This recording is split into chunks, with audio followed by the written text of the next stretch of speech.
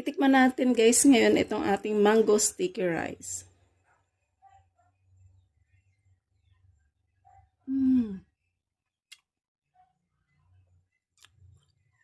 Guys, ang sarap niya. Ang ligat nitong ating malagkit.